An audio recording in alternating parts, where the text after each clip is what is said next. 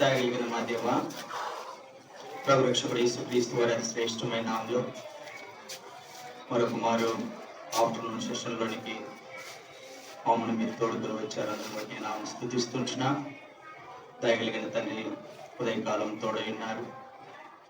ఈ లేఖనాలు మేము ధ్యానించుకోవడానికి మీరు ఇచ్చిన కృపను బట్టి నేను ఆమెను ఎంతగానో స్తుతిస్తుంటున్నాం. మరొకసారి తెరవబడిన ఆకాశం కొరకు మీ వైపు తేరు చూస్తుంటున్నాం. దయగలిగిన దేవుడు, ఆత్మీయంగా మేము ఎదగాలని, మీ యొక్క లేఖనాల ద్వారా మేము తృప్తిని పొందాలని, మాలో ఉన్నటువంటి చేదైన వేరు ఇంకా లోకము ఏదైతే ఉందో దాన్ని పరిపూర్ణంగా తీసివేయాలనే ఉద్దేశంతోనే ఈ VBSకు మమ్మల్ని తోడుకొని వచ్చారు. మీ కార్యమును మాలో పరిపూర్ణంగా జరిగించమని కోరుతున్నాం. నిలవబడబోతున్న నీ దాసురాలను మీరు జ్ఞాపకం చేసుకోండి, మీ నోటికి పూరగా ఉంచుకోండి. మాకు ఏది అవసరమో, దేని ద్వారా మేము తృప్తిని పొందుతామో, దేని ద్వారా ఏ మాటల ద్వారా మేము ఆత్మీయంగా బలపడతామో మీరు ఎరుగుతారు. ఆ మాటలు నీ దాసురాలు నోట నుంచమని కోరుతున్నాం. బలహీనరాలం ప్రభు, దయతో మీరే కనికరించి బలపరచమని కోరుతున్నాం. చేరి వచ్చిన ప్రతి బిడ్డను బట్టి వందనాలు. ఎవరైనా బయట ఉంటే సకాలంలో లోపలికి వచ్చేదానికి సహాయం చేయమని, కొంత వేడి ఈ పరిస్థితుల మధ్య మేమున్నాం. మా బలహీనతలు మీరు ఎరుగుదురు. మీరే బలపరిచి చక్కని వాతావరణం కూడా మీరు అనుగ్రహించమని మీ దయగల హస్తాలకు అప్పగించుకుంటూ యేసు నామమున ప్రార్థించి అడిగి వేడుకుంటున్నాం తండ్రి. ఆమేన్.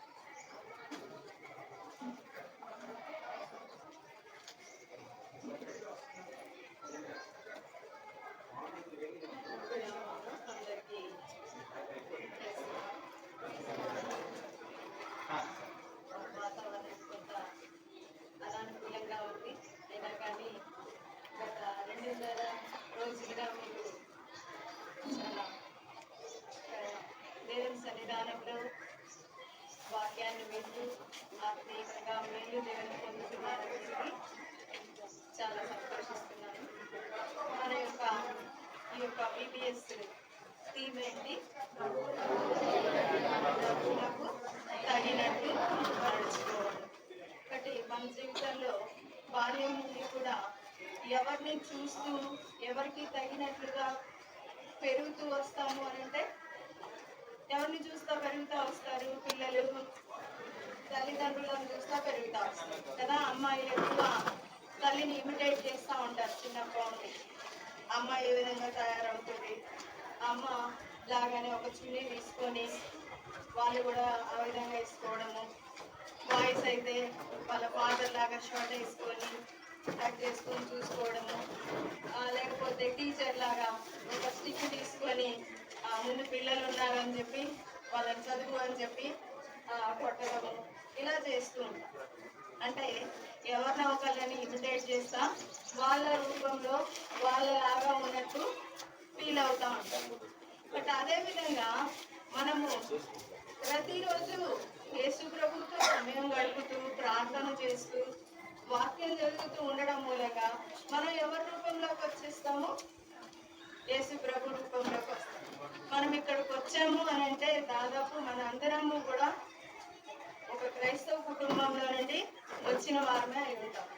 ఇక్కడ మన కుటుంబాల్లో ప్రార్థన, బైబిల్ చదవడము ఇవన్నీ ఆనవాయితీగా ఉంటున్నాయి.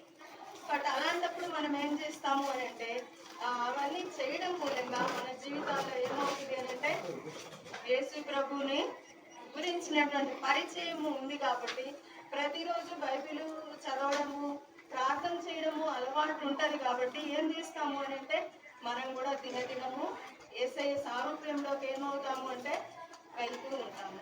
యేసు ప్రభు సారూప్యంలోకి పౌలు అపోస్తలుడు గారు చెప్తూ అంటారు ఏమని, మీలో క్రీస్తు సారూప్యము వచ్చే వరకు నేను ఏమవుతూ ఉన్నానంటే ప్రసవ వేదన పొందుతున్నాను అంటారు. అంటే మనలోకి ఏం రావాలంట? ఒక రోజుకి ఏ ఇమేజ్ వస్తుంది? క్రీస్తు ప్రభు యొక్క ఇమేజ్ మనలోకి వచ్చేస్తుంది అనమాట. ఒకటి చూస్తూ ఉంటే, ఒకటి చేస్తూ ఉంటే కొన్ని రోజులకి అదేమైపోయింది, మనకి హ్యాబిట్ అయిపోయింది. మనకి ఎవరు చెప్పకుండానే ఆ పని చేస్తుంటాం. ఆటోమేటిక్గా అన్ని గంటలకు లేస్తాము, అన్ని గంటలకు ఆ పని చేయడం మనకేమవుతుంది? అలవాటు అవుతుంది. అలాగే ప్రతినిత్యము యేసయ్యతో మనము సంబంధ బాంధవ్యాలు కలిగి ఉంటే కొన్ని దినాలకి మనలో ఏమవుతుంది అంటే యేసయ్య రూపము అనేది మనలో ఏర్పడుతుంది. మన పనులు, మన విధానము, మన మాటలు, మన చేతలు యేసయ్యకు సంబంధించినటువంటి పిల్లలు ఎలా చేస్తారో అలా చేస్తాము. అంటే హానోకుని గురించి మనం చూస్తాం. హానోకు యెహోవా దేవునితో ఏం చేస్తా వచ్చాడంట? నడుస్తా వచ్చాడు. ఒకనొక దినం వచ్చింది, యెహోవా దేవుడు అడుగుతూ వచ్చాడు, హానోకు ఇంకా నువ్వు నాతో వచ్చేసేయండి అంటే హానోకు ఏం చేసినాడు? పోయి ఇంటికి వెళ్ళి చెప్పొస్తానయ్యా అన్నాడా? లేదు. సరే అయ్యా వచ్చేస్తా అన్నాడు. కాబట్టి ఇంకా ఆయన దేవునితో వెళ్ళిపోయినాడు. కాబట్టి ఆ విధంగా మనం చూసినట్లయితే దేవునితో నడుస్తూ ఉండడం మూలంగా దేవునితో ఏమైందంటే ఒక మంచి బాండ్, ఒక మంచి సంబంధం ఏర్పడింది. కాబట్టి దేవునితో ఉండడము అనేది ఈ లోకంలో ఉన్నటువంటి భార్య బిడ్డలతో ఉన్నటువంటి సంబంధం కంటే కూడా మంచిగా అనిపించింది. కాబట్టి దేవునితో ఉండడం ఇష్టంగా అనిపించి దేవునితో ఏమైపోయాడు? వెళ్ళిపోయాడు. కాబట్టి మన జీవితంలో మనం కూడా ఏం చేయాలంటే ప్రభువుకు తగినట్లు నడుచుకోవాలి. బాల్యంలో అంతా కూడా సండే స్కూల్కి వస్తూ ఉంటారు. కొంత అటెన్షన్గా ఇటు వింటే బాగుంటుందని ప్రభు పేరట మిమ్మల్ని బ్రతిమలాడుతున్నాను. ఎందుకు అంటే చాలా వ్యయ ప్రయాసాలకు వచ్చి అంకుల్ ఆంటీ వాళ్ళు ఈ పనులు ఇక్కడ చేయడం జరిగింది. మీ శ్రమ కూడా తక్కువ కాదు, మీరు కూడా చాలా కష్టపడి వచ్చారు. కాబట్టి కొంత మీ మనస్సును కూడా ఇక్కడ పెడితే మంచిది. అండ్ మనం చూసినట్లయితే దేవుని మందిరంలో మనము కూర్చోవడము, మనం లేవడము ఇవన్నీ కూడా దేవుడు చూస్తూ ఉంటాడనమాట. కాబట్టి ఇక్కడ మనము గమనించినట్లయితే ఏం చేస్తూ దేవునితో కూడా నడవడము అనేది చాలా గొప్పదైనటువంటి విషయము. ఇకపోతే దేవునితో నడిచే సందర్భంలో మనము ఆత్మీయంగా ఏమవుతాము అంటే ఫలిస్తాం. ఫలం గురించి మనం ఎక్కడ చదువుతా వచ్చాము? గలతీ 5:22. Very good. అందులో మనము ఎన్ని ఫలాలను గురించి చూస్తూ వచ్చినాము? ఏంటివి చూసాము? దీర్ఘశాంతము. నెక్స్ట్ మనం ఏం చూడాలి? దయాళత్వము, మంచితనాన్ని గురించి మనము ఈ దినము లెసన్ లో చూద్దాము.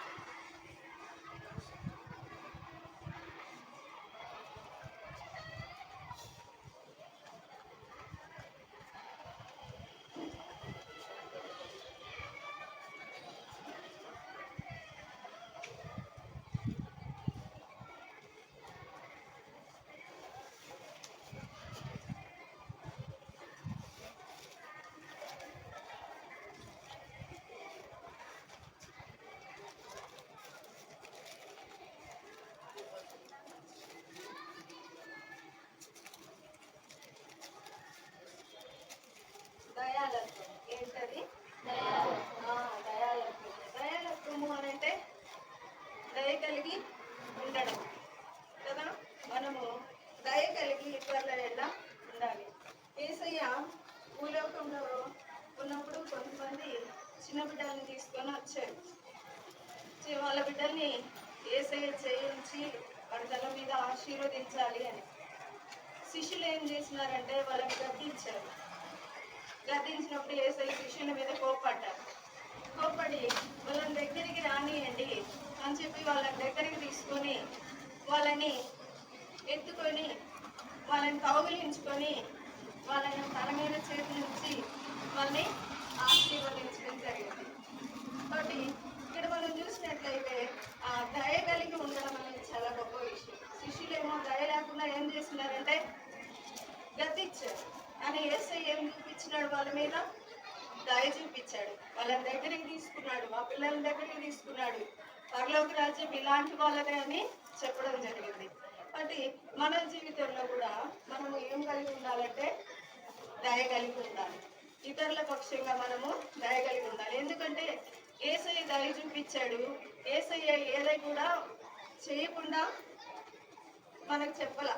ఆయన ప్రతిదీ కూడా ఏం చేసినారంటే మాదిరిగా ఏం చేసినారంటే చేసి చూపించినారనమాట. అదేవిధంగా మనము చూసినట్లయితే ఇక్కడ గమనించినట్లయితే అపొస్తలుల కార్యము 11వ అధ్యాయము 22వ వచనంలో మనం చూసినట్లయితే బర్నబాను గురించి అక్కడ మనకు కనిపిస్తుంది. అపొస్తలుల కార్యము 11వ అధ్యాయము 22వ వచనంలో మనకు యోసేపు అనేటటువంటి వ్యక్తి ఉంటాడు. అతనికి ఇంకొక పేరు బర్నబా. ఆ బర్నబా విషయంలో మనం చూసినట్లయితే ఎవరైనా తీసిన వాళ్ళు ఉంటే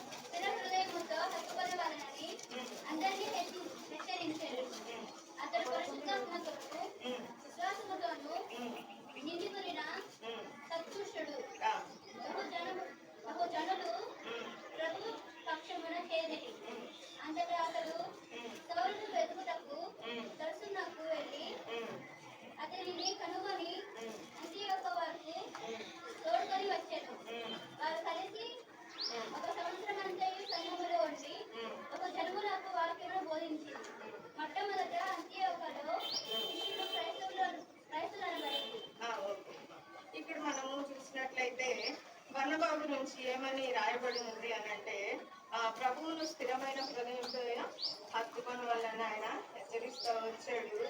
ఆయన విశ్వాసంతో నిండుకొనినటువంటి సత్పురుషుడు అని రాయబడి ఉందన్నమాట. కాబట్టి ఇక్కడ మనం చూసినట్లయితే సౌలు గురించి పౌలుగా మారిన తర్వాత కూడా పౌలును చేర్చుకొని అందరు భయపడ్డారు. ఎందుకని? అప్పుడు దాకా సంఘాన్ని ఏం చేస్తున్నాడు? హింసిస్తూ వచ్చాడు. బట్ ఇప్పుడు మారాడు అంటే ఎవరు నమ్మలేదు. అలాంటప్పుడు సంఘం దగ్గరికి వెళ్ళి ముందు పౌలు దగ్గరికి వెళ్ళి పౌలుని కనుక్కొని సంఘం దగ్గరికి ఆయన తీసుకుని వచ్చి వాళ్ళతో కలిపి ఆ విధంగా పౌలుని తీసుకుని వచ్చినటువంటి వ్యక్తి అన్నమాట. అంతేకాకుండా ఈ బర్నబాలో ఉన్నటువంటి గొప్ప సంగతి ఏంటి అని అంటే ఈయనకు చాలా భూమి కూడా ఉంది. ఆ భూమి అంతటిని ఏం చేసినాడంటే అమ్మి సంఘంలో అందరికి ఎవరెవరికి ఎంతెంత అవసరమో వాళ్ళ అవసరం కొలది వాళ్ళకి ఇచ్చాడు అనమాట. కాబట్టి ఆ విధంగా ఆయన అందుకే ఈయనకి ఆదరణ పుత్రుడు అనే పేరు కూడా అపోస్తలులు పెట్టారు. కాబట్టి ఈయన వల్ల అనేక మంది ఆదరణ పొందారు. కాబట్టి దయగలిగినటువంటి వ్యక్తి ఉన్నటువంటి ఆస్తిని ఏం చేస్తున్నాడయ్యా? అమ్మాడు. అమ్మి మనం ఆస్తి ఉంటే ఏమనుకుంటాము? ఇంకా కొంచెం కూర్చుకోవాలి అనుకుంటాం. కానీ ఉన్న ఆస్తిని ఏం చేసినాడు? అమ్మేసి దాన్ని తెచ్చి అపోస్తలుల దగ్గర పెట్టి అది ఎవరెవరి అవసరతకి ఎంత అవసరమో వాటిని అందరికీ ఉపయోగపడేటట్లు చేయాలి అని ఇవ్వడం జరిగింది. అంతేకాకుండా ఉన్నటువంటి ఆ యొక్క పౌలుని కూడా ఏం చేసినాడంటే సంఘంలో ఉన్నటువంటి వాళ్ళ దగ్గరికి తీసుకొని చేర్చాడు అనమాట. అంటే బాధ్యత కలిగినటువంటి వ్యక్తి. అంతేకాకుండా ఈయన జీవితంలో అనేక మంచి లక్షణాలు కనిపిస్తూ ఉంటాయి అన్నమాట. నెక్స్ట్ మార్క్ ఉన్నాడు మనకి. మార్కు స్వార్థ రాసిన మార్కుని ఎంట పెట్టుకొని పౌలు మార్కు స్వార్థకి వెళ్తారనమాట బర్నబా. మధ్యలో మార్క్ ఏం చేస్తాడు, ఆగిపోయి వెనక్కి వచ్చేస్తాడు. వెనక్కి వచ్చేసినప్పుడు మళ్ళా ఏం చేస్తాడు అని అంటే మళ్ళా మార్కుని ఎట్ట పెట్టుకొని రెండవ మిషనరీకి బయలుదేరతాడు. అప్పుడు పౌలు అంటారు, మధ్యలో మనల్ని వదిలేసి వచ్చేసాడు కదా, నమ్మకం లేకుండా ఉన్నాడు కదా, ఈ మార్కుని ఎందుకు మనం తీసుకెళ్లేది అని అంటాడు. కాదు కాదు, అయినా కానీ మార్కుని తీసుకెళ్దాము అని చెప్పి తీసుకెళ్తాడు. అలా మార్కును మళ్ళా తీసుకుని వెళ్ళినందుకు మార్కు సెటరేట్ అవుతాడు. మార్క్ సువార్తను కూడా రాస్తాడు. అంటే బలహీనలను ఆదరించేటటువంటి తత్వం మనకు ఈ యొక్క మన బర్నబాలో కనిపిస్తుంది అనమాట. కాబట్టి ఈ విధంగా బర్నబాను మనం చూసినట్లయితే అనేక రకాలుగా దయాళత్వాన్ని కలిగినటువంటి వ్యక్తిగా మనము చూస్తూ ఉన్నామన్నమాట. అదేవిధంగా హెబ్రీ 11లో మనం విశ్వాస వీరుల గురించి చూస్తాము. అందులో వాళ్ళు చూసినట్లయితే ఐగుప్తు ధనం కంటే కూడా ఇశ్రాయేలీలతో దేవుని బిడ్డలతో నింద గొప్ప భాగ్యము అని చెప్పి ఎంచి ఎంతో ఇబ్బంది పడడానికి ముందుకు వస్తారు.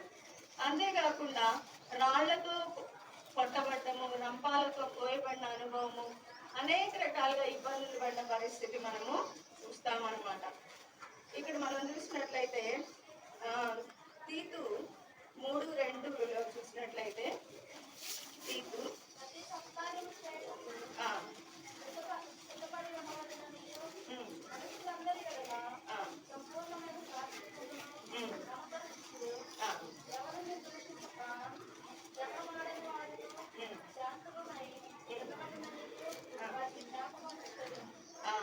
ప్రతి సత్కార్యం చేయాలి, జగడము ఆడకూడదు.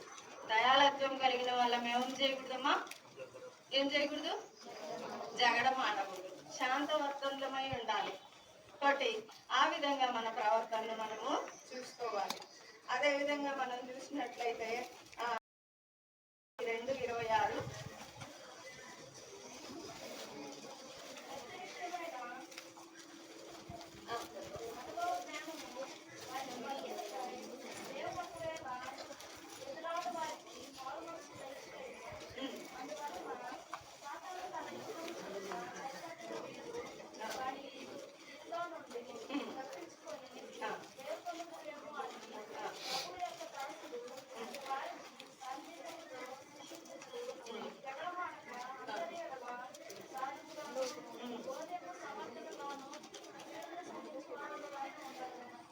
కీడును సహించాలి.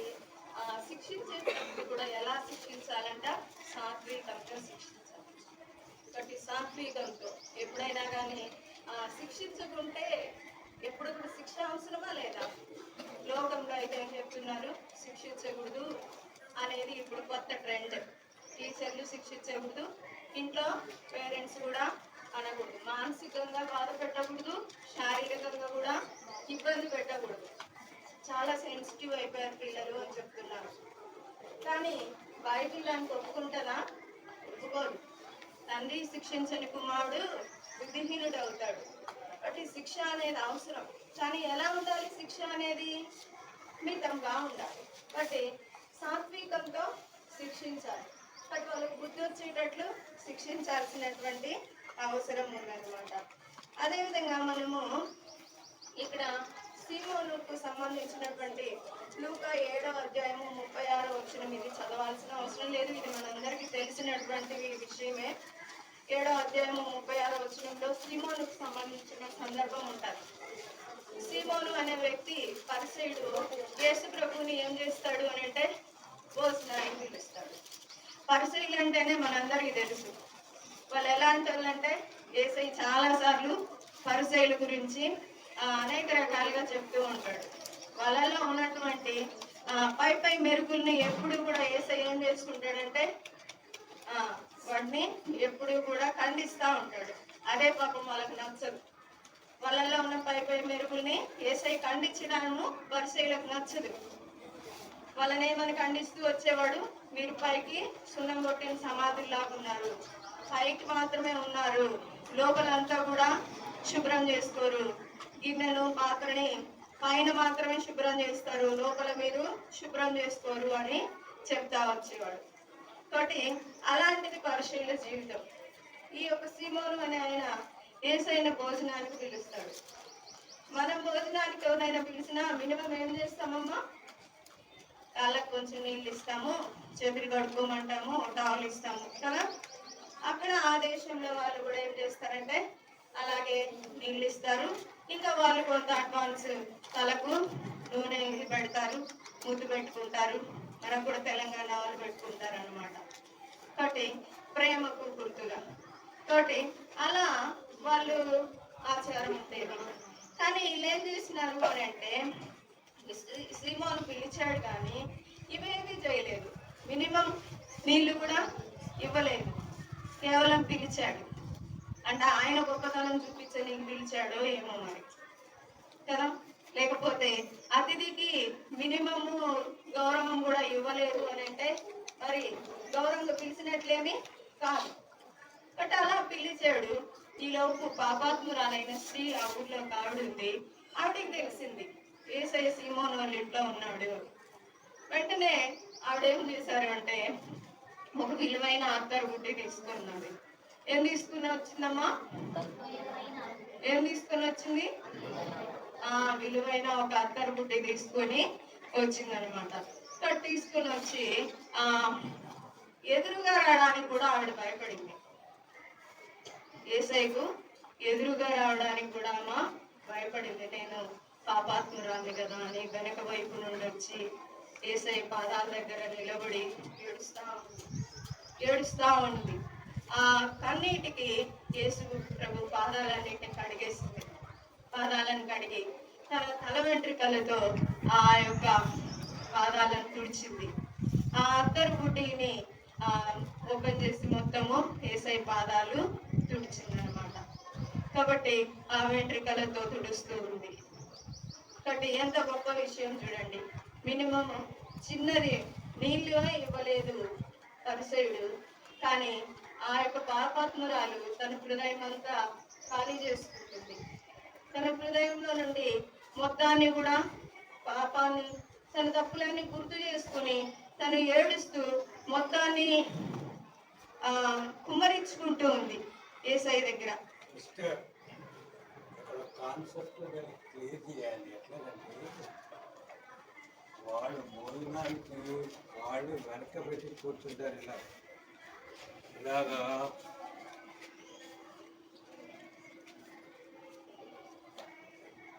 ఇలాగా వెనక పెట్టి కూర్చుంటారు భోజనానికి. అందుకని పాదాలకు రాయడానికి వీలుగా ఉంటుంది. ఎలా కూర్చుంటారు, ఎలా కాళ్ళు వెనక పెట్టి అది క్లియర్ చేయండి వీళ్ళకి. అప్పుడు ఆ స్త్రీ వెనక్కి రావడం అనేది తెలుస్తుంది. చెప్పారు కదా, కాళ్ళు వెనక్కి పెట్టుకొని కూర్చుంటారు కనుక ఆ విధంగా ఆవిడ బ్యాక్ సైడ్కి వచ్చి ఆ విధంగా యేసు ప్రభు పాదాలని వెంట్రుకల ఆ కన్నీటితో కడుగుతూ వచ్చింది. బట్ ఇక్కడ మనం చూసినట్లయితే అక్కడ మనగా తన యొక్క అందుకే యేసు ప్రభు అక్కడ చెప్తారనమాట. ఏమని అని అంటే ఆమె ఎక్కువైనటువంటి పాపాలన్నీ కూడా ఏమైనాయి అని అంటే క్షమించబడ్డాయి. ఒక మనిషి 50 దేనారాల ఒకళ్ళు అప్పున్నారు, ఒకళ్ళు 500 దేనారాలు అప్పున్నారు. ఇద్దరిని క్షమించాడు. అప్పుడు ఎవరు ఎక్కువ క్షమించబడ్డట్టు? 50 వాళ్ళు ఎక్కువ క్షమించబడ్డట్ట, 500 వాళ్ళు ఎక్కువ క్షమించబడ్డట్ట కదా. అలాగే ఇక్కడ కూడా ఏమైందనంటే 500 వాళ్ళు అంటే ఆమె కూడా ఎక్కువైన పాపాలు క్షమించబడ్డాయి కాబట్టి ఆమె ఎక్కువగా ప్రేమించింది. ఆమె ఎక్కువైన పాపాలు కూడా క్షమించబడ్డాయని యేసు ప్రభు అక్కడ చెప్పడం జరిగింది. కాబట్టి ఈ విధంగా మనం చూసినట్లయితే దయాలత్వము అనేది చాలా అవసరం. దయ కలిగి ఉండడము అనేది. కాబట్టి ఆ సీమోను జీవితంలో అది లేదు. కేవలం వంతుకు గంతేసినట్లు అని అంటూ ఉంటాం. అలా తను కేవలము ఏదో పిలవాలి. బట్ ఆవిడ పాపాత్మురాలు అయినటువంటి స్త్రీ వచ్చి పాదాలు కడుగుతుంటే ఈయనేంటి పరిశుద్ధుడు కదా, పడిన ప్రవక్త అయితే ఈయన ఎందుకు కానుకున్నాడు, ఈయనకు తెలియదా అంటే ప్రవక్త అయితే అనే క్వశ్చన్ మార్క్ ఇంకా ఆయన మనసులో ఉంది. ఒకటి ఇలాంటి పరిస్థితులు ఉన్నటువంటి వ్యక్తిగా మనం సీమోను చూస్తున్నాం. ఆయన భోజనానికి పిలిచి కూడా ఏమీ ఉపయోగం లేదు. కానీ పాపాత్మురాలు మాత్రము వచ్చి తన విశ్వాసం చొప్పున నమ్మిక చొప్పున తను ఏమైందంటే క్షమింపబడి వెళ్ళిపోయింది. ఇక్కడ మనం చూసినట్లయితే 1 పేతురు 2:1-2 వచనాలు చూసినట్లయితే 1 పేతురు 2వ అధ్యాయము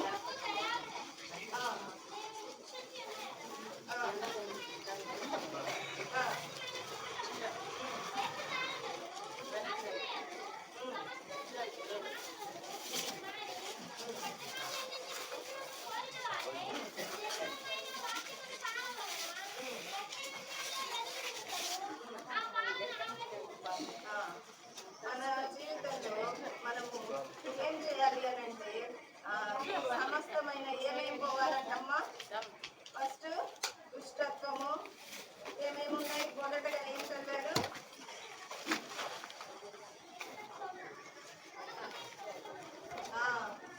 చూడండి, చెడు మాటలు మన జీవితంలో ఏమేమి ఉన్నాయో, మోసము ఎట్లున్నాయో చూడండి, ఒక్కొక్కటి ఆహారం ఉన్నాయా?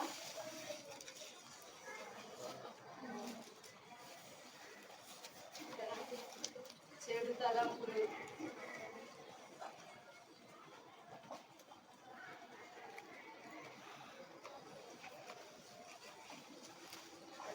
నేను చిన్నప్పుడు ప్రసాద్ హృదయము అనేది ఒక బుక్ ఉండేది. ఆ బుక్లో ఇలాంటివే ఉండేవన్నీ, అన్నీ కూడా ఇలాంటివే. అంటే అందులో ఒక మనిషిలో నుండి అమ్మవారిని రకరకాలైన జంతువులు పట్టుకొని వస్తుంటాడు. ఇలా పట్టుకొని వస్తుంటాడు. పంది, కప్ప, నెమలి, పాము, అలాంటి వాటన్నిటిని పట్టుకొని వస్తుంటాడు. అంటే ఒక్కొక్కటి ఒక్కొక్క చెడ్డ లక్షణానికి గుర్తు ఉండేవి. అలాంటివి చెడు మాటలు, అబద్ధము, మోసము, కపటము, ఒకటి మోసము చేసినప్పుడు మనం మోసం చేస్తే మనకి ఎదురుగా మోసం వస్తుందా లేకపోతే ఆశీర్వాదం వచ్చిద్దా? పాపం మనోడు కష్టపడి అన్నని మోసం చేసి వెళ్ళాడు, ఎదురుగా ఆశీర్వాదం వచ్చిందా? 7 ఏళ్ళు కష్టపడ్డాడు, బాగా ఇష్టపడి ప్రేమించి కష్టపడి కొలువు చేస్తే ఎదురుగా ఏమొచ్చింది? మోసమే వచ్చింది కదా. కాబట్టి అందుకే దేవుడు చెప్తా వచ్చాడు, మోసపోకుడి, దేవుడు వెక్కిరించబడాలి. కాబట్టి మనుషులు నువ్వు ఏది విత్తుతావో అదే కోస్తావు. ఇంట్లో పచ్చడి వండుకొని బిర్యానీ ఎక్స్పెక్ట్ చేయగలమా? ఏది వండితే అదే. కాబట్టి అదేవిధంగా మనం మోసం చేస్తే మనకి ఎదురేమొస్తుంది? మోసమే వస్తుంది. మోసానికి ట్విన్ సిస్టర్ ఉంటుంది ఒకటి, ఏందది? కపటం. మోసానికి కమల ఏది అంటే కపటం. కాబట్టి మోసం చేసినప్పుడు కపటంగా మాట్లాడతాం. కపటము ఇంకేంటంటే ఇంకా నాటకము కదా, అంటే నటించడం. అరే మస్తు షేడ్స్ ఉన్నాయి రా మామ నీ కాడ అంటారు కదా. అంటే ఏం చేస్తాము అని అంటే ఎప్పుడైతే మనం మోసం చేస్తామో కపటంగా మాట్లాడటము అనేది అలవాటు అవుతుంది అనమాట. కాబట్టి ఆ కపటము అది మనము తీసేసుకోవాలి. అదేవిధంగా చెడ్డ తలంపులు మన అనేక పర్యాయంలో చెడు తలంపులు చాలా ఉంటాయి. బట్ అనేక రకాలైనటువంటి చెడు తలంపులు తలస్తూ ఉంటాము. వాటిని కూడా మనము ఉంచుకోవాలా, వాటిని తీసేసుకోవాలన్నమాట. కాబట్టి ఇవన్నీ కూడా మన జీవితంలో దేవుడు మనం సొంతగా తీసేసుకోగలమా అంటే తీసేసుకోలేము. బట్ ఎలా తీసేసుకోగలము అంటే కేవలము పరిశుద్ధాత్మ ద్వారా మాత్రమే తీసేసుకోగలము. హోలీ స్పిరిట్ వచ్చినప్పుడు మాత్రమే ఇవన్నీ తీసివేయగలము. మన సొంతానికి, మన సొంత తలంపుతో, మన సొంత జ్ఞానంతో వీటిని తీసేసుకోగలమా అంటే అవి తీసేయకపోతే ఏమవుతుంది? హృదయానికి గాయం అవుతుంది. వాట్సాప్లో స్టేటస్ వస్తుంది, గుండె బొమ్మకి బాణం గుర్తేస్తాం, లేదా దానికి ఒక బ్యాండేజ్ కట్టి స్టేటస్ పెడతాం. అదే యేసు ప్రభువుకి మనం పర్మిషన్ ఇస్తే మోసపోయాను మామ అనే స్టేటస్ పెట్టాల్సిన పనిలా. మనం మోసం చేస్తాము, మోసపోతాం. కానీ మనం దేవునికి పర్మిషన్ ఇచ్చి దేవుని యొక్క ఆ యొక్క ప్రార్థన చేసి వాక్యం చదివి దేవుని సన్నిధానంలో పరిశుద్ధాత్మకు అవకాశం ఇచ్చినప్పుడు దేవుడే మొత్తాన్ని కూడా ఏం చేస్తాడు, మనలో ఉన్న చెడుగును మొత్తాన్ని తీసివేస్తాడు. ఆయన నేర్పరి అయిన శిల్పకారి. ఆయన మనల్ని ఏ విధంగా అవసరమో ఆ విధంగా చెక్కుతాడు. కాబట్టి మనలో ఉన్న సమస్తమైనటువంటి కీడుని చెడుని ఆయన ఏం చేస్తాడు, తీసేస్తాడు. అసూయ అనేది మనలో చాలా సందర్భాల్లో ఉంటది. అసూయ ఉంటుందా? ఎక్కువ అది విశ్వాసుల కాడే ఉంటుంది. అసూయ అనేది ఎవరి కాడ ఉంటుందమ్మా? ఎక్కువ విశ్వాసుల కాడే. మనకంటే ఎక్కువ ఎవరికైనా ఒక టాలెంట్ ఉంటే మనకేమవుతుందంటే చాలా బాధ వేస్తుంది.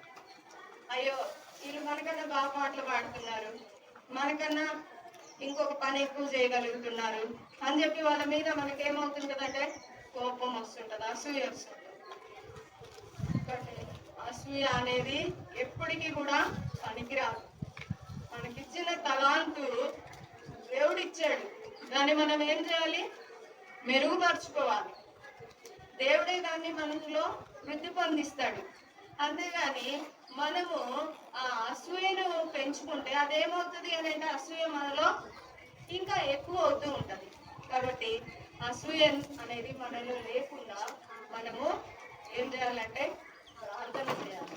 ఇవన్నీ తీసేసుకోవాలంటే మనం చేయగలిగినటువంటి పని ఏంటి అని అంటే మనం బైబిల్ చదవడము, ప్రార్థన చేయడము, పరిశుద్ధాత్మకి స్థానం ఇవ్వడము అనేది చాలా ఎంతైనా అవసరమైనది.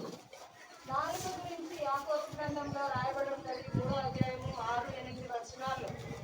నాలుక అనేది చాలా చిన్న అవయవమే, కానీ అది ఎట్లాంటిది అని అంటే అదే విషంతో సమానం. విషము అదేం చేస్తుంది అని అంట, నాలుక అదంతా కూడా అగ్ని, నిప్పు పెడుతుంది.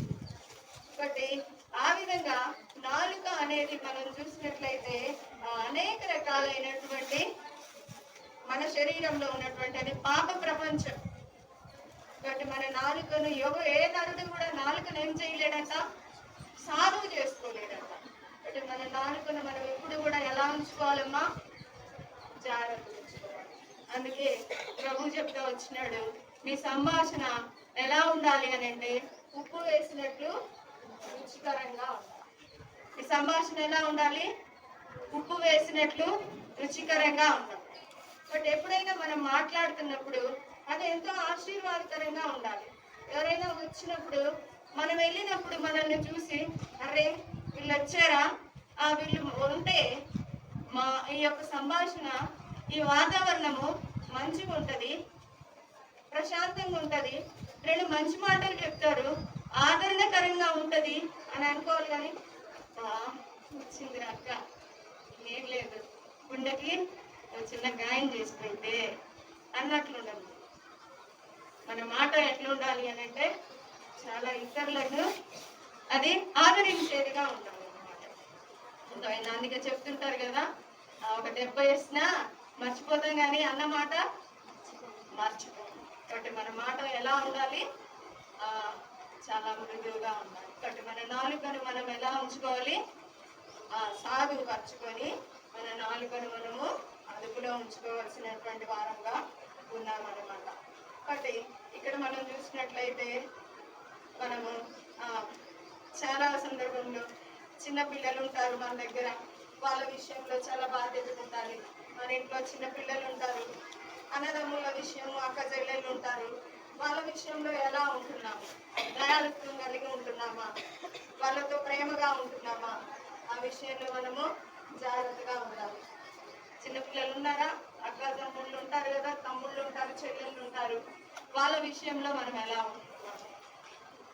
అరువైనా బైబిల్లో కూడా ఉన్నారు కొంతమంది అన్నలు.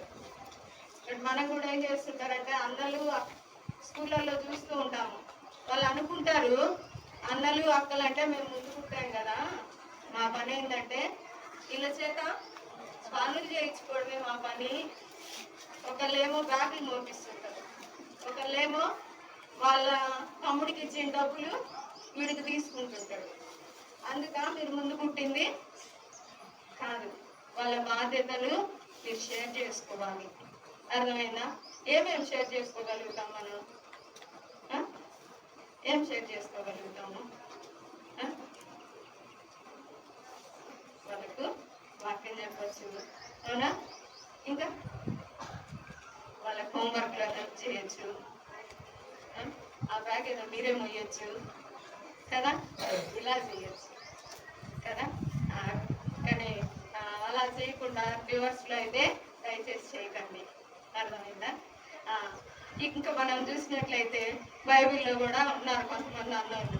ఏం చేశారంటే వాళ్ళు దూరం నుండి వాళ్ళ నాన్న పాపము పోయి పుట్టించి రాపోరా, యోగక్షేమం కనుక్కొని రాపోరా అని అంటే పాపము వెళ్ళి అన్న ఎట్టున్నారు అని వెళ్తే, రే వచ్చినవా తెలుసురా, మేము అనుకున్నాం నువ్వు ఎందుకు వచ్చినావో తెలుసు.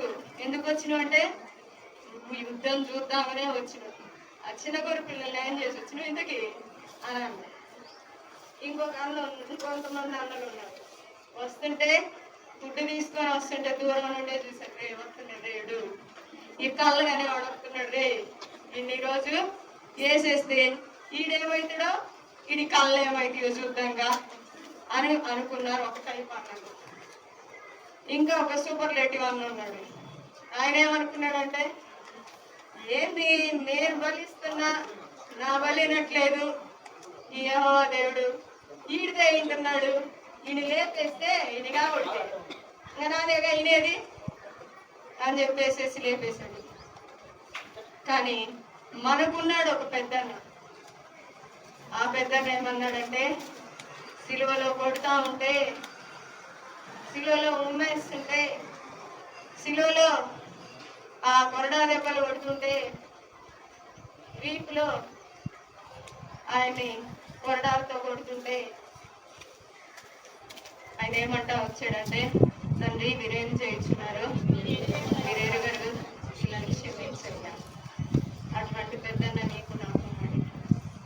మనం ఎలాంటి పెద్దన్నలమో తెలియదు, కానీ మనకున్న పెద్దన్న మాత్రం చాలా గొప్ప పెద్దన్న ఉన్నాడు. మనం అదృష్టవంతులు కాబట్టి మన జీవితంలో మనము అలాంటి అన్నను కలిగి ఉన్నాం. కాబట్టి దినదినము ఆయనకు కృతజ్ఞతలు చెల్లించి మనం ఆత్మీయంగా ముందుకెళ్ళాలి. ఇలాంటి భాగ్యం లోకంలో చాలా మందికి లేదు, నాకు అలాంటి భాగ్యం ఇచ్చావు కాబట్టి నేను ఎరిగి ముందుకు వెళ్ళే భాగ్యం నాకు దయచేయండి. నేను ఇంకా బాగా తెలుసుకునే జ్ఞానం ఇవ్వు. కాబట్టి మనం తెలుసుకోవాలంటే రోజు మనం ఏం చేయాలి అని అంటే, ఈ మంచితనం మనం కలిగి ఉండాలంటే చిన్న వాళ్ళ పట్ల దయ కలిగి ఉండాలి. వృద్ధులు ఉంటారు, వృద్ధుల పట్ల దయ కలిగి ఉండాలి. వృద్ధుల పట్ల ఎందుకు కలిగి ఉండాలమ్మా? మన ఇంట్లో ఉన్నారా? మీ నాయనమ్మకి మీ అమ్మకి ఏదో ఉంటుంది, మీ అమ్మమ్మకి మీ నాన్నకి ఏదో ఉంటుంది, నీకేమి నీకు సమస్య లేదు కదా. వాళ్ళకు కూడా ఉండకూడదు, కానీ ఆ ముసలానికి ఏదో కావాలంటే చూడంటే మీరేం చేస్తారు? ఏదో ముసలాం అయింది, మనం ఇంతే ఉంటామా? మనం ఎప్పుడు ఇట్లే ఉంటామా? కాదు కదా. మాకు చెప్తుంది మనకి రేపు నువ్వు కూడా ఇట్లా అవుతావని. ఆ వృద్ధాప్యం మనకి ఏం చెబుతుందంటే, రేపు నువ్వు ఇక్కడికి రావాలి, నువ్వు ఇట్టే పండుకోవాలి, ఇట్టే కూర్చోవాలని. మనలాగే వాళ్ళు కూడా పరిగెత్తిన వాళ్ళే, మనలాగా చేసిన వాళ్ళే ఈరోజు అట్లా అయ్యారు వయసును బట్టి. కాబట్టి వాళ్ళకి మనం సహకరించాలి. వాళ్ళు ఫాస్ట్గా తినలేరు, నడవలేరు, వాళ్ళకి బైబిల్ చదివి పెట్టాలి. వాళ్ళకి ఎక్కువ మాట్లాడడం అలవాటు, ఎవరు ఉండరు కదా పాపం పొద్దున్నుండి. ఏది ఎప్పుడు చెప్పినే చూసుకో, ఇది ఇసుకు పుడుతుంది. కాబట్టి ఆ విధంగా వాళ్ళతో మనము దయగా ఉండాలి. కాబట్టి ఆ విధంగా పక్షులు వాటి పక్షంగా కూడా మనము దయగా ఉండాలి. ఓకేనా? కాబట్టి ఇవన్నీ కూడా దయ. దాంతోపాటు మనము మంచితనము అనేది కూడా మన జీవితంలో కలిగి ఉండాలి. ఏం కలిగి ఉండాలమ్మా? మంచితనం. మంచితనము అనేది ఎలా వస్తుంది? మంచితనము అనేది ఆ, దేవుని దగ్గర నుండి మనము మంచితనాన్ని సంపాదించుకోవాలి. ఒకటి మంచితనము అనేది విశ్వాస జీవితంలో ఉండాల్సినటువంటి ఒక మంచి అనుభవం. అంటే ఇది మనం చూసినట్లయితే ఇది ఒక ఉత్తమమైనటువంటి ఒక గుణ లక్షణము. మనం ఎవరం కూడా మంచోళ్ళం కాదు, మనుషులు ఎవరు కూడా మంచోళ్ళు కాదు, ఏ భేదము లేదు. అందరూ పాపం చేసి దేవుడు అనుగ్రహించు మహిమను పొందలేకపోతున్నారు. అలాంటి పరిస్థితుల్లో మంచి వారము మనము కాదు. అయినప్పటికీ కూడా యేసయ్య మన కోసము ఎంతగానో మంచితనాన్ని చూపిస్తూ వచ్చాడు. మన కోసం ఆయన శరీరాన్ని ఇచ్చాడు. మన కోసం ఆయన ఏమిచ్చాడు? తన ప్రాణాన్ని ఇచ్చాడు. మన కోసం ఆయన ఏం చేస్తున్నాడంటే సర్వ శరీరాన్ని నలగొట్టుకున్నాడు. ఇంకా మనం చూసినట్లయితే ఆయన ధనవంతుడై ఉండి కూడా మన నిమిత్తం ఏమయ్యాడు? దరిద్రుడయ్యాడు. తోటి ఇంత గొప్ప దేవుణ్ణి మనము కలిగి ఉన్నామన్నమాట. అంటే మన జీవితంలో కూడా మన టయాన్ని, మన దేహాన్ని, మన యొక్క సమస్తాన్ని దేవుని కోసము ఇవ్వడానికి మనము రెడీగా ఉండాలి. అవునా? దేవుడు మన కోసం ఇవన్నీ ఇచ్చాడు కదా.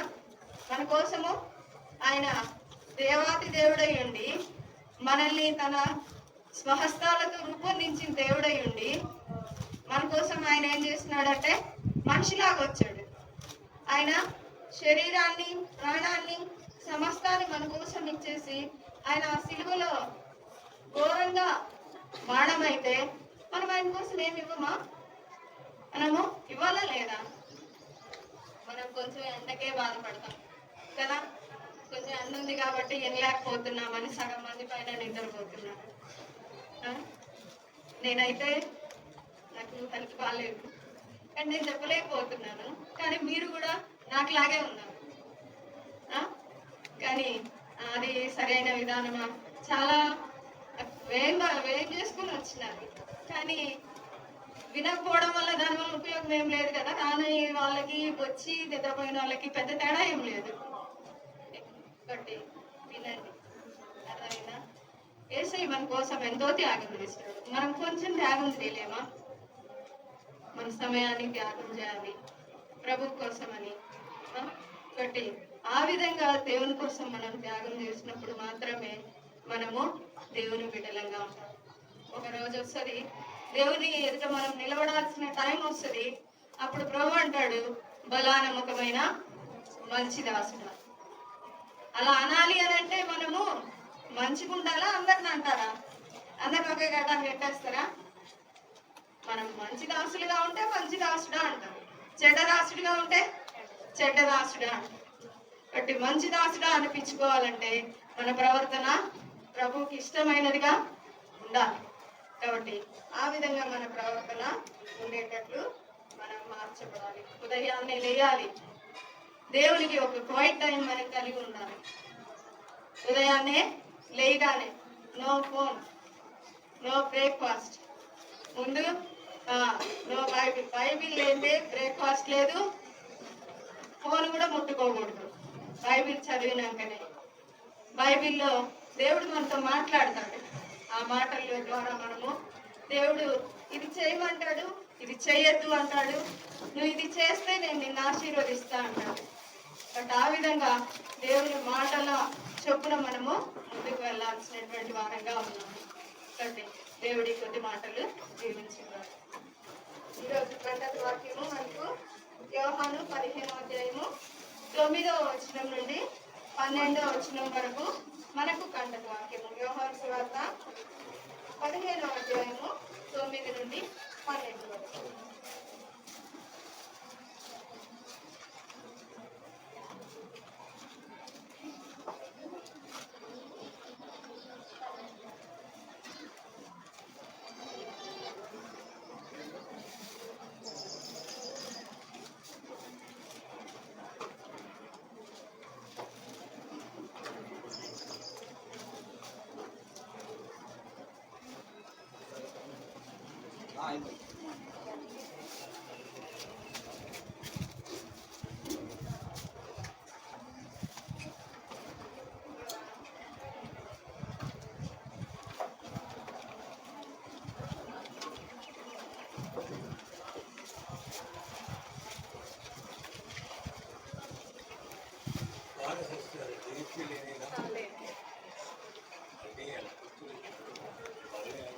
పిల్లలు తలలో ఉంచండి.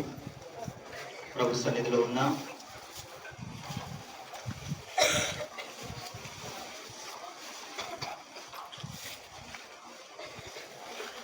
అనేక సందర్భాల్లో మనలో తగ్గిపోయింది దయా, మంచితనం. దయ మనలో లోపించింది. ప్రేమ, కనికరము, దయ వీటన్నిటికీ మన ప్రభువే మూలం. ఆయన ద్రాక్షావల్లి. ఆయనలో నువ్వు ఉంటే కానీ ఆ మంచితనం ఆయనలో నుంచి నీకు నాకు రాదు. మనం మంచితనముతో నింపబడాలి అనంటే, మంచితనము మనలో సమృద్ధిగా ఉండాలి అనంటే తీగ ద్రాక్షావళిలో ఉంటేనే కానీ. ఇది నాన్న ఎక్కడున్నాను ఇంకా స్నేహితులతోనే నీ జీవితం లోకంతోనే ఉన్నామా? తీర్మానం చేస్తూ 3వ దినంలోని కక్ష ఉన్నది 2 దినాలు. ప్రభు పాదాల దగ్గరికి వెళ్దాం. ప్రభు వైపు తేరి చూడు. ప్రభు నువ్వు నాతో ఉంటే కానీ ఆ మంచితనం, ఆ దయాళుత్వం నాకు రాదు యేసయ్యా. నువ్వు నాతో ఉండు అని నువ్వు గనక ప్రభు సన్నిధిని అడిగినట్లయితే ప్రభు నీకు తప్పకుండా సహాయం చేస్తాడు. ప్రార్థన చేసుకుందాం. ప్రేమ కలిగిన తండ్రి, దయగలిగిన మా దేవ, ఈ సన్నిధిని మాతో కూడా ఉంచి మాతో మాట్లాడుతూ వచ్చిన మాటలను బట్టి వందనాలు. ఏ విషయాల్లో మేము తొలగిపోతూ వచ్చామో వాటన్నిటినీ మీరు మాకు బయలుపరుస్తూ ఒక్కొక్క దినము ఒక్కొక్క సెషన్లో మీరు మాట్లాడుతూ వచ్చినటువంటి మాటలను బట్టి నేను ఆమెను ఎంతగానో స్తుతిస్తూ వచ్చినాను. బిడ్డల హృదయాల్లో మాటలు నాటబడేదానికి, అవి ఫలించి రాబోయే దినాల్లో ఫలాలుగా విస్తరించేదానికి మీరే కృప చూపించండి. ముందున్న సమయం ఆశీర్వాదకరంగా, దీవెనకరంగా దయచేయండి. వారు ఏదైతే వింటూ వచ్చారో వారి బుక్లో కూడా చక్కగా రాసేదానికి మీరే సహాయం చేయండి. మీ దయగల హస్తాలకు అప్పగించుకుంటూ యేసు నామమున ప్రార్థించి అడిగి వేడుకుంటున్నాం తండ్రి. ఆమేన్.